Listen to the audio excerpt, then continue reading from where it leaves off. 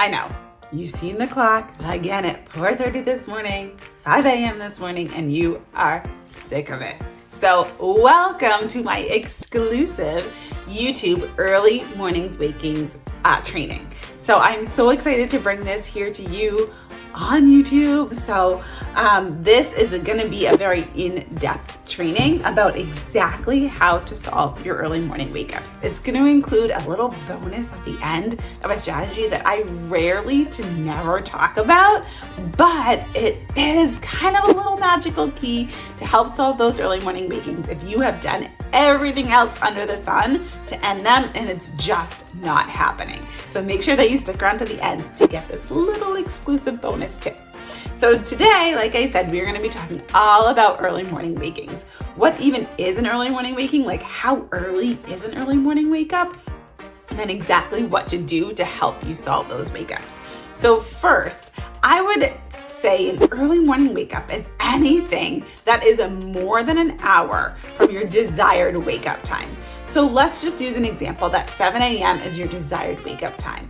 If your child is waking anytime before 6 a.m., that would mean it is an early morning wake up, and your main goal is to get them back to sleep. If they are waking within that 1 hour of desired wake up time, that is a completely different training that I will post at a different time. But those strategies are going to be a little bit different from what you would do if they are waking up early. So really, if your desired wake up time is 7 a.m., any wake up before 6 a.m. is an early morning wake up, and it is something that you are going to want to treat as a regular night waking.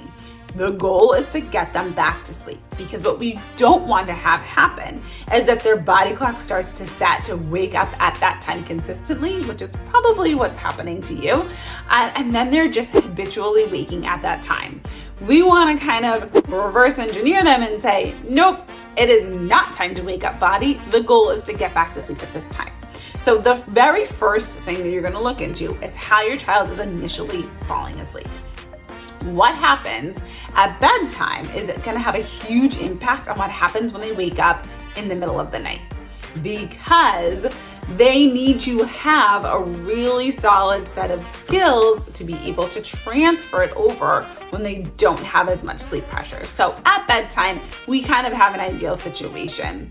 It's starting to get a little bit darker, melatonin levels are rising, we've had a lot of sleep pressure from the day, everything is going well to help aid us in being able to fall asleep easily. However, during the morning, you've just had 9, 10, 11 hours of sleep, so it's going to be a lot harder to get yourself back down. Think of you as an adult. When you get woken up early in the morning, how difficult is it to get back to sleep? Where if you were woken up at 10 p.m., it would be a lot easier for you to get back to sleep because you don't have as much sleep pressure under your belt. So we really need our children to be very, very solid in their independent sleep skills at bedtime, so that when they need to use that skill later in the night without all the sleep pressure, without the higher melatonin levels, they are still able to do it. So really take a deep dive and look at exactly how they're falling asleep. Where am I when their eyes finally close to get to sleep? Where are they? Are they in your arms? Are they drinking from the breast, drinking from a bottle? That is something that you're going to want to take inventory on. So if you've cleared that out and you know our bedtime is flawless, I put them in, walk out, they fall asleep on their own. Now we're going to move into step 2. Step 2 is going to be taking a look at their daytime sleep. So we all have kind of an allotted amount of sleep that we have during the day. We, as adults, don't take 4-hour naps during the day because we know we only need a certain amount of sleep in a 24-hour period. So if we're taking a 4-hour nap during the day, that's really going to eat into our overnight sleep. We're just not going to need as much sleep that night because we've had so much sleep during the day. And the same thing can happen to your child. So if they are over 4 months old, but between 4 months and 3 years old, most children need about 3 hours of daytime sleep.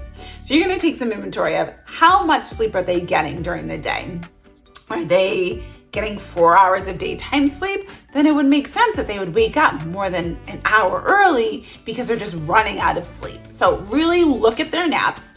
Take track a couple of days in a row, how much daytime sleep are they getting overall over this maybe 3, 4, 5 day period. So you can really have a good understanding of exactly what's happening, because if you just do one day, you may not be able to get the full picture of exactly what is happening. So make sure you're tracking for a couple of days in a row so you can get an average of how much sleep is happening. Then you'll know how to move forward. And from there, maybe the decision is to cap naps, maybe it is to transition naps, from 3 naps to 2 naps, from 2 naps to 1 nap. It's really going to depend on your child's age and their kind of stamina, their ability to be awake for longer awake windows. So that is definitely something, step 2, that you're going to want to look into if your child continues to wake up early.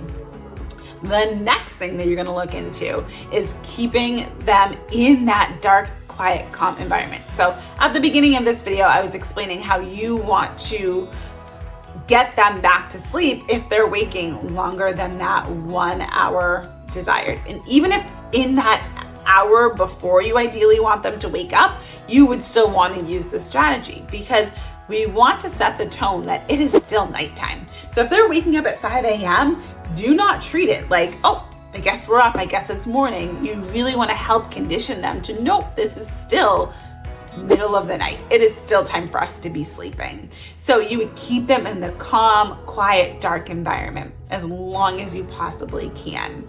You're going to leave them to see if they can use those skills to be able to get themselves back to sleep. And then if not, you're going to go in and provide some support to be able to help them get back to sleep.